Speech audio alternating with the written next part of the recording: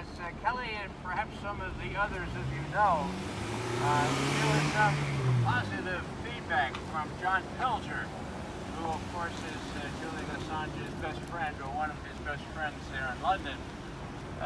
John Pilger was interviewed by Randy Credico just in the last day or two, and he told Randy that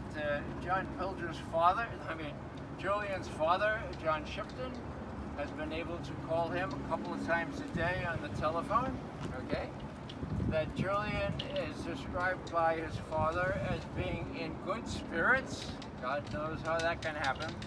But John is just in wonderment. John Shipton, his father, just in wonderment about what he calls the resilience being exhibited by his son.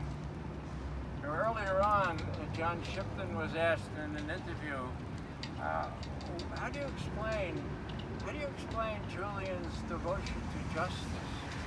I mean, we all start out that way as children. We're big on justice, but usually it erodes a little bit. And the answer that Julian's dad gave this interviewer was, yeah, Julian's always been that way, since he was a child.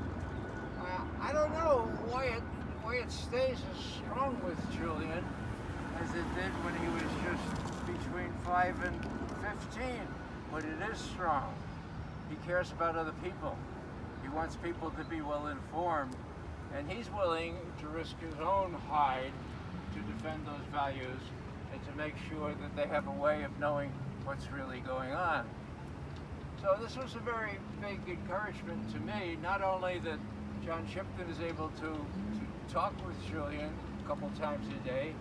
I had not known that, and this is sort of a left-hand compliment to Belmarsh Prison. As bad as it is, it's a far cry from where Julian would end up were he to be extradited into the U.S. No telephone calls, no nothing in those maximum security prisons. So in a way that hapless Judge Baritza was right in saying that if Julian Assange were extradited, he would probably not survive the conditions in the U.S., quote, justice, end quote, system. The people who are supposed to be riding herd on our justice officials, namely the people we elect in Congress, there was a very, very illustrative comment by the head of the Senate Judiciary Committee. I think he's ranking member now, but he's been in Congress for about 175 years. You probably know who I'm talking about. He sent an email, what's his name now, from Kansas, Senator, we'll call it up here.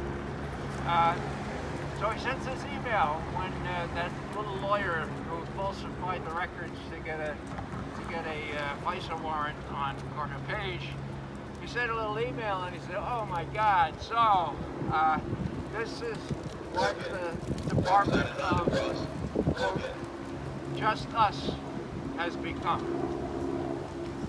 Now, this is a phrase that you may know Bill Binney and some of my other colleagues have been using for years and years.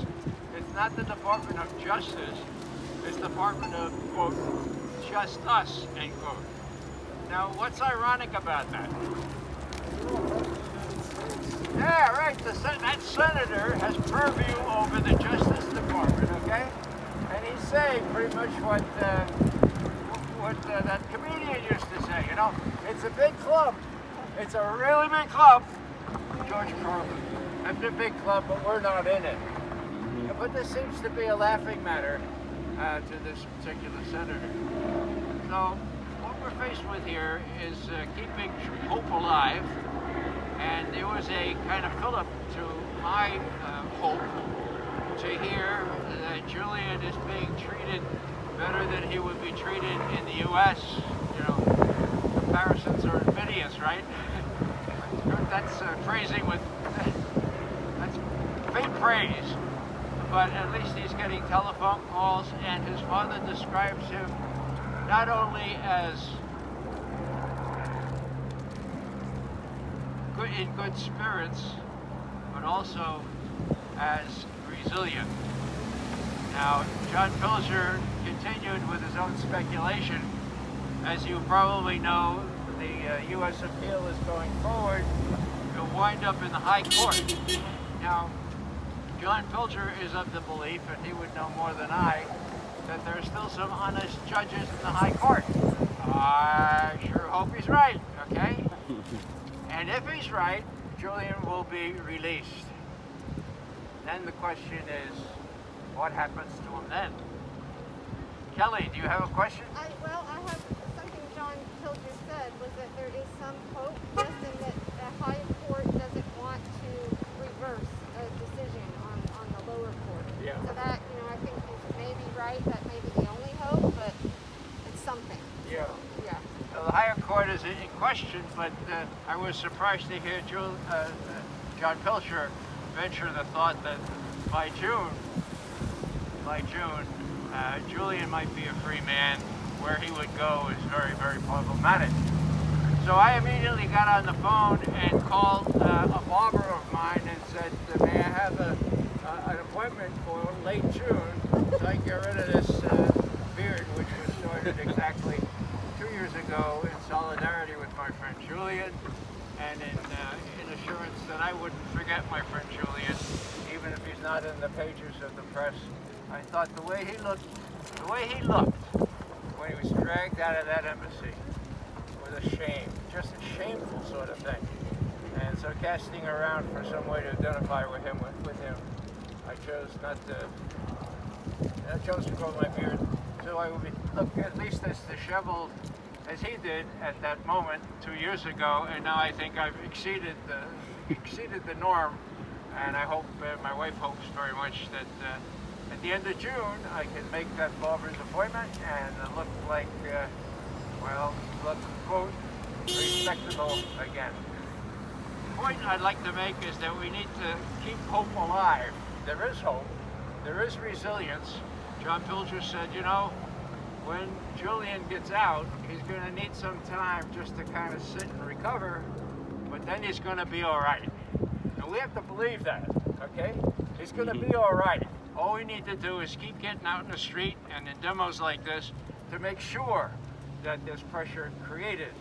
When John was asked, well, do you think demonstrations would do any good? He said, well, if there were no demonstrations, that would do really, really bad, okay? If no one cared, that would be really, really bad. So the question is obvious.